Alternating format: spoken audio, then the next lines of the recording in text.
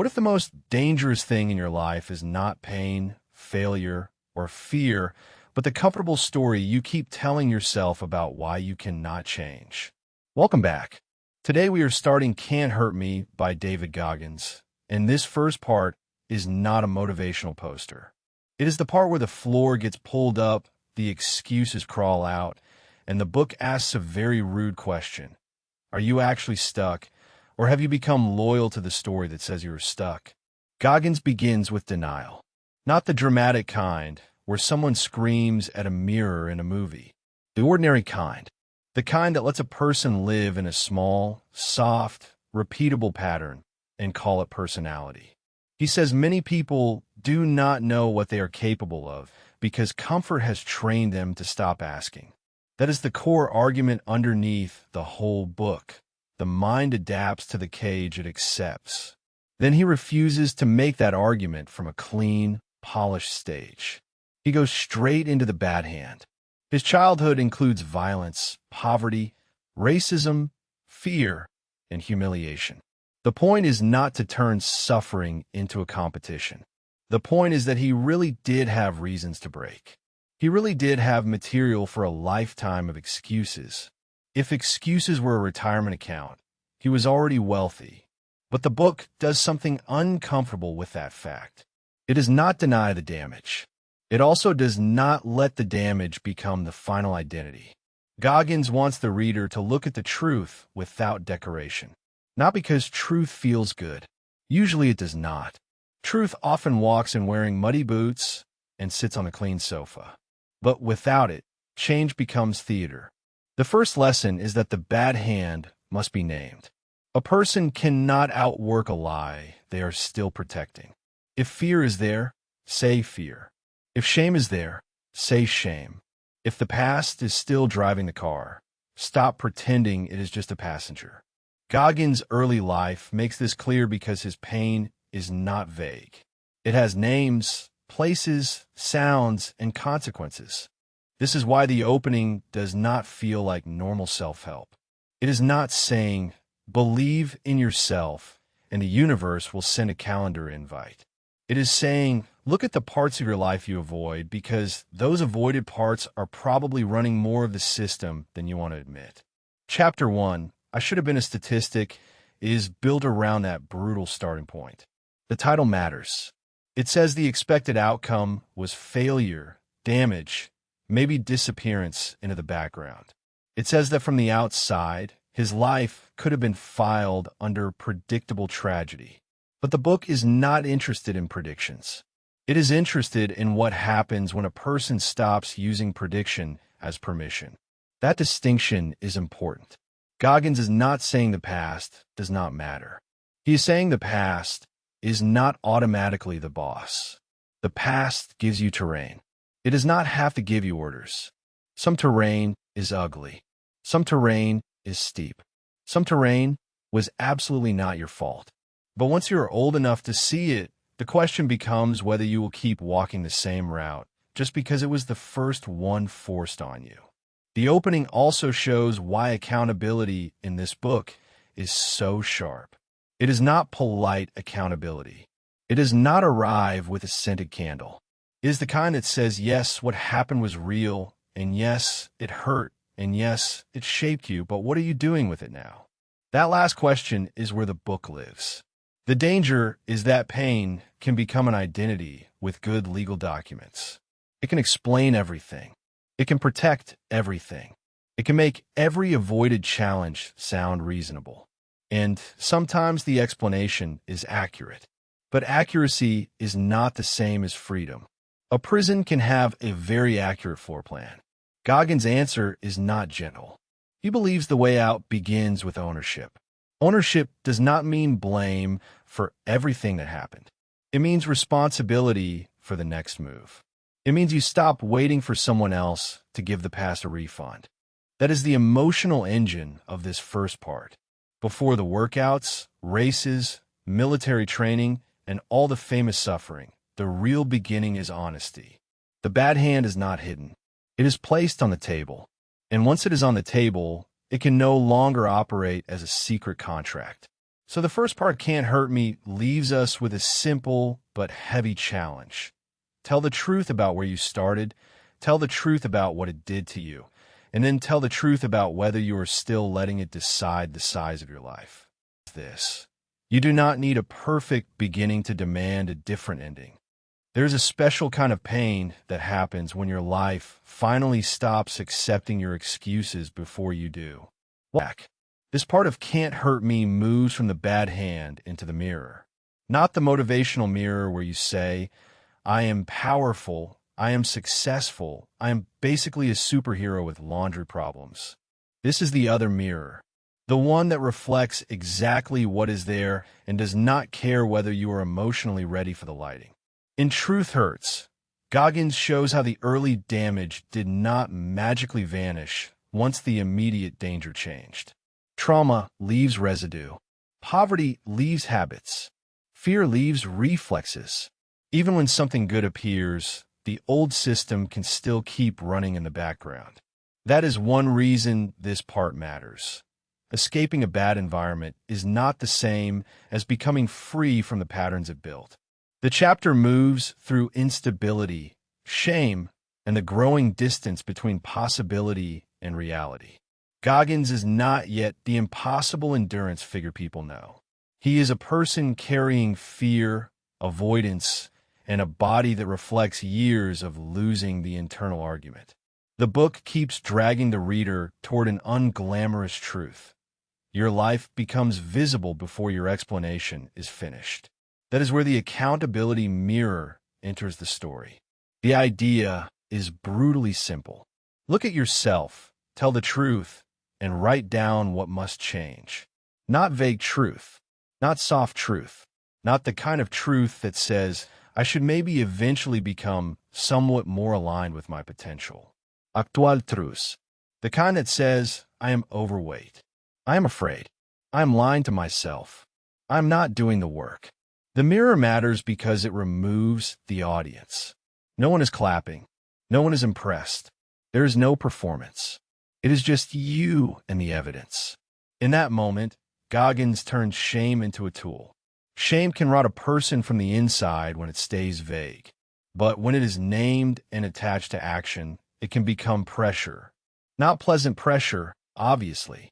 More like emotional sandpaper. But sandpaper has a job. Then the impossible task shows the size of the gap. Goggins is working a grim job, far from the military dream he once had. He's gained weight. He's exhausted. The physical reality of his life is no longer compatible with the identity he wants. This is where many people negotiate with themselves. They lower the dream until it fits the current self. Very convenient. Very tidy.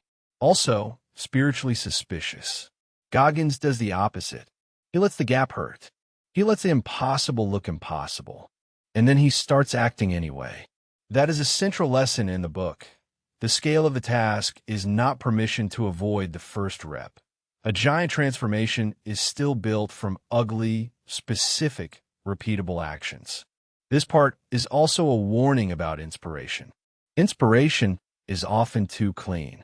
It loves before and after photos because they skip the middle, and the middle is where dignity goes to get tested. The middle is sweat, boredom, cravings, mistakes, and the constant temptation to turn one bad day into proof that the whole mission was foolish. Goggins' method is not to wait until he feels like the person he wants to become. He behaves his way toward that person while feeling like the old one. That is harder than it sounds because the old identity fights for survival. It says this is not you. It says you always quit. It says one day off will not matter. It says many things, and most of them arrive with excellent timing. The accountability mirror cuts through that noise. It keeps the target visible. It makes the lie harder to repeat. The point is not self-hatred. It is self-contact. There is a difference. Self-hatred says, I am worthless. Accountability says, this is not good enough, and I am responsible for the next move. That distinction is why this part is useful. If you only take the aggression from Goggins, you miss the structure. The structure is name the truth, set the standard, attach action, repeat. The emotion can be intense, but the process is concrete. By the end of this section, the book has moved from pain as background to truth as instrument. Goggins is no longer just describing what happened to him. He is building a method for refusing to stay shaped by it. The mirror becomes the place where fantasy dies and work begins. Back. In this part of Can't Hurt Me, we enter the world of Navy SEAL training, where comfort is treated like a suspicious package and pain basically has a reserved parking spot. The chapters Taking Souls and Armored Mind are about what happens when suffering is no longer just something to survive. It becomes a place to train identity. Taking Souls is one of the book's most famous ideas, and it is also easy to misunderstand. It does not mean cruelty for entertainment. It means psychological reversal. When someone expects you to quit, when an instructor expects you to crack, when a situation is designed to expose weakness, you push past the expected breaking point. In doing that, you take something from the pressure. You take its authority. The setting makes the idea vivid. Hell Week is engineered discomfort. It is cold, wet, loud, sleepless, repetitive, and humiliating. It attacks the body until the mind starts filing official complaints. In that environment, the usual motivational tricks evaporate. You cannot fake toughness at 3 a.m. while cold water and exhaustion are having a board meeting inside your bones. Goggins' insight is that the enemy is not only the pain. The enemy is the moment when pain convinces you that the story is over. Taking Souls is his way of interrupting that moment. If the instructor thinks you are done, you give more. If the group expects weakness, you show strength. If the body is begging for negotiation, you answer with action. This is where the book's aggression has a function. It is not merely attitude. It is a counterattack against the mind's surrender script. The mind says they have you. Goggins says, no, this is where I take something back. Then Armored Mind deepens the method. The chapter is not about pretending pain is not real. Goggins is injured, sick, and physically compromised. The book does not present the body as a machine that never breaks. It presents the mind as something that can be trained to make better decisions when the body is screaming. Visualization becomes important here. But again, not the glossy version where you imagine applause and dramatic slow motion. Goggins visualizes the hard parts. He tries to see the obstacles before they arrive. He prepares for the suffering so that when it appears, it feels less like an ambush and more like an appointment. A terrible appointment, yes, but still on the calendar. That is a useful distinction. Many people visualize success and accidentally skip the price. Then, when the price shows up, they act betrayed. Goggins visualizes the price. He wants the mind familiar with discomfort before discomfort gets a vote. The armored mind is built through repeated exposure. You do hard things on purpose. You do them when the stakes are low, so that when the stakes are high, your mind has evidence. Evidence matters. Confidence without evidence is just noise wearing cologne. Evidence says, I have been here before. I did not die. I can keep moving. This part also exposes the book's central tension. There is power in pushing past limits, but the cost is real. Goggins often walks close to physical danger. The lesson worth taking is not reckless imitation. It is the mental principle. Your perceived limit is often earlier than your actual limit, and the only way to learn the difference is to meet discomfort directly. That means a viewer does not need Hell Week to apply the idea. The modern version might be finishing the workout you want to skip, having the conversation you avoid, studying after a long day, or showing up again after embarrassment. The environment changes. The pattern is the same. Pressure says, stop. You answer by doing one more honest action. By the end of these chapters, Goggins has turned suffering into a feedback system. Pain is information. Fear is information. Doubt is information. None of them automatically get command authority. That is the armored mind, not a mind that feels nothing, but a mind that does not surrender control every time discomfort enters the room. There's this. Pressure becomes different when you stop asking only how to escape it and start asking what it can train. The trophy is easy to understand. The harder question is what you become after nobody is watching and there is nothing shiny left to hold. Welcome back. This part of Can't Hurt Me shifts the focus from military pressure to endurance, performance, and a strange emptiness of external rewards. Goggins is not against achievement. He is clearly not allergic to difficult goals. But he keeps returning to a harsher idea. The point is not the trophy. The point is the mind you build while chasing something difficult. That matters because trophies can be misleading. They look final. They suggest completion. They create a nice photograph. But a trophy cannot do the next hard thing for you. It cannot wake you up, control your fear, discipline your attention, or rescue you when life stops being cinematic. A trophy is evidence of a moment. Goggins is more interested in the operating system created by the work. And it's not about a trophy. Endurance becomes a private ceremony. The public sees the finish line. The person inside the event experiences the long argument. Pain asks questions. Fatigue asks questions. Doubt asks very repetitive questions, like a terrible customer service chatbot. The race becomes a place where the mind is forced to reveal what it believes.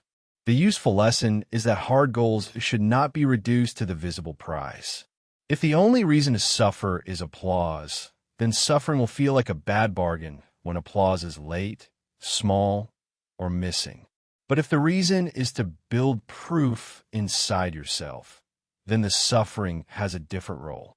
It becomes training material. This is why Goggins is drawn to challenges that seem excessive. They expose the hidden contract most people have with comfort. We tell ourselves we want growth, but we often mean growth with climate control. We want discipline, but preferably the kind that does not interfere with snacks, sleep, or our emotional support scrolling. Goggins keeps choosing situations where the contract burns up. The most powerful weapon makes the argument more explicit. The mind is the weapon, not because it magically deletes pain, but because it decides what pain means. Two people can experience the same discomfort and assign different meanings to it. One hears, "Stop, this proves you cannot." The other hears, "Continue, this is the place where the old limit gets tested." That meaning-making power is enormous. It explains why preparation matters. It explains why the cookie jar idea appears in the book, where past victories become evidence you can pull from when the present moment feels impossible. The mind needs proof. When it starts panicking, it needs receipts. Goggins also shows that the mind can be trained through deliberate friction. You build a mental database by doing things that are hard enough to count. Then, when a new challenge arrives, you are not starting from zero. You can say, "I have suffered before. I have adapted before. I have finished before." That does not make the new challenge easy. It makes it less mysterious. This part is also where the book becomes more than a story about physical endurance. The body is the visible battlefield, but the principle applies elsewhere. A business failure, a creative project, a health change, a difficult exam, a damaged relationship, or a long recovery can all become arenas where the mind is either trained or excused. The trap is chasing symbols instead of capacity. A title, promotion, medal, or public result can make a person look strong without making them prepared for the next difficulty. Goggins is chasing something more portable. Capacity travels. A trained mind goes with you into the next room. That is the value of this section. It asks the viewer to stop measuring hard things only by the reward at the end. The better question is, what did this demand from me? And what did it build in me? If the answer is nothing, maybe the trophy was expensive decoration. If the answer is resilience, focus, and self-respect, then the trophy was never the main event. By the end of this part, the book has redefined achievement. Winning is not only crossing a line. Winning is becoming the kind of person who can keep moving when the line moves, disappears, or stops impressing anyone. Simple. Applause fades quickly, but a trained mind keeps paying rent. Talent is a nice starting gift. The problem is that many people treat it like a lifetime subscription. This part of Can't Hurt Me is about talent, standards, and the uncomfortable realization that being better than average is not the same as being done. Goggins is especially hard on the idea that talent should make life easier. In his world, talent is not the main variable. The main variable is what you do when talent stops being enough. Talent, not required, is built around endurance and preparation. Goggins enters events and environments where natural ability is quickly exposed as only one ingredient. In long suffering, talent gets tired too. Talent has bad days. Talent gets cramps, doubts itself, and starts wondering whether there's a snack table nearby. Preparation is what remains when the easy advantages disappear. The chapter's deeper point is that effort must become a standard, not a mood. Many people work hard when the conditions flatter them. They work hard when the goal is new, when the audience is present, or when the progress is visible. Goggins is interested in the work that happens after novelty dies. That is where identity gets built. This is also where the book attacks comparison. Being impressive compared to ordinary people can become a trap. If everyone around you is coasting, your moderate discipline can look heroic. Congratulations, you are the tallest person in a room full of chairs. But what happens when you enter a room where everyone is serious? That is the doorway into uncommon amongst uncommon. The phrase means that the standard rises with the environment. It is not enough to become disciplined compared with the average. If you want to keep growing, you eventually have to test yourself around people who also work hard, also sacrifice, and also have evidence. This idea is useful because it prevents early success from becoming a velvet cage. Once a person becomes known as disciplined, smart, strong, or reliable, the identity can become comfortable. People praise you. You believe them. Then you quietly reduce the standard while keeping the reputation. Very human. Also very dangerous.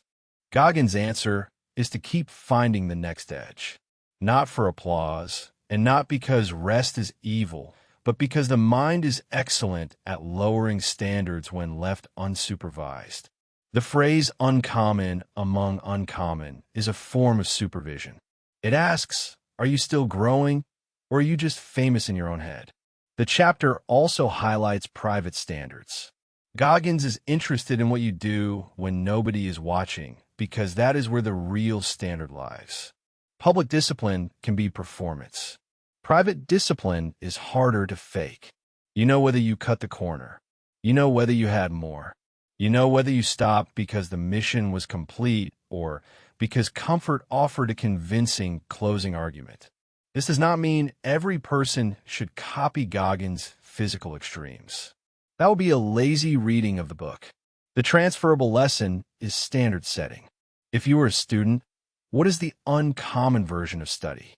If you are a parent, what is the uncommon version of presence? If you're building a business, what is the uncommon version of preparation, service, and follow-through? Talent may open doors, but standards decide what you become after you enter. A talented person without standards eventually becomes a story about wasted potential. A less talented person with relentless standards can become irritatingly hard to dismiss. History is full of both. One group gives interviews about what could have happened. The other keeps showing receipts. This part of the book is demanding because it removes a comforting excuse. If talent is not required, then lack of talent cannot be the whole explanation. That does not mean everyone can become anything. It means most people have not reached the edge they confidently describe as final. By the end of this section, Goggins is asking for a higher game. Do not merely escape being average. Do not merely become impressive to people who are not training. Raise the room. Raise the standard. Then keep doing the private work after the label starts sounding good. This talent can make you visible, but standards decide whether you become real. Failure is usually treated like a verdict. Goggins treats it more like ugly data with excellent teaching potential. This final part of Can't Hurt Me brings the book to one of its most useful ideas. Failure does not have to become identity. It can become information. That sounds simple, but it is not how most people behave when failure walks in. Most people either hide it, explain it, dramatize it, or turn it into a personality. Goggins wants to dissect it. The empowerment of failure is not saying failure is fun. It is not. Failure is embarrassing, expensive, tiring, and sometimes deeply painful. If failure were a restaurant, the service would be terrible and the lighting would be personally disrespectful. But the chapter argues that failure becomes even worse when we refuse to study it. Goggins uses setbacks as an after-action review. What happened? Where did preparation fail? Where did ego distort the plan? What did the body reveal? What did the mind avoid? Those questions turn failure from a fog into a map. The map may be ugly, but ugly maps are still better than proud confusion. This is a major theme in the book because Goggins is not telling a smooth rise story. The public version of achievement often edits out the humiliating middle. Can't Hurt Me keeps returning to the middle.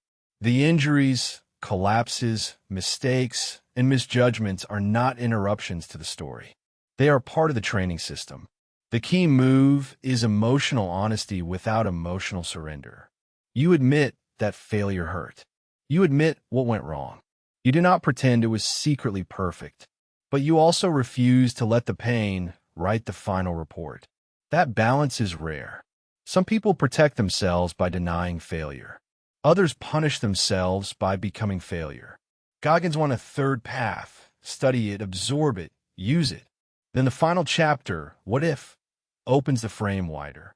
What if the limit you accepted was only the limit of your current evidence? What if the next version of you is not waiting for permission, but for proof? What if pain is not automatically a stop sign? What if your old story is accurate about your past, but wrong about your capacity? The power of the question is that it does not offer comfort. It offers possibility with a price tag. What if more is possible? That sounds inspiring until you realize it also means more is required. If more is possible, then the comfortable explanation may not be enough anymore. Annoying, yes. Liberating, also yes.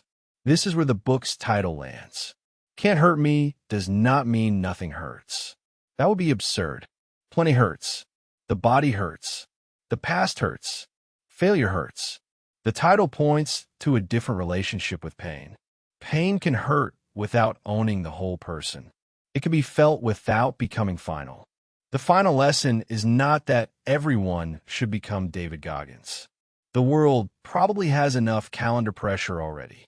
The lesson is that most people have unexplored capacity hidden behind pain, fear, fatigue, shame, and old identity. The book is extreme because Goggins is extreme, but the question is ordinary. Where have you stopped too early? That question can be applied without theatrics. It can mean one more honest conversation, one more disciplined month, one more attempt after rejection, one more health decision, one more act of preparation, one more refusal to let yesterday's weakness become tomorrow's plan. Binding on What If, Goggins avoids a neat ending. The book does not close the door. It opens another one and makes the reader responsible for walking through. That is why the final mood is not comfort. It is challenge. The book is saying, you have seen the method, you have seen the cost, you have seen what can happen when a person refuses to let pain be the boss. Now what? Thank you for watching this full summary series. If one idea from Can't Hurt Me stays with you, let it be this. Failure, pain, and fear may explain where you are, but they do not automatically define where you stop. The final close is simple. Ask what if, then go collect the evidence.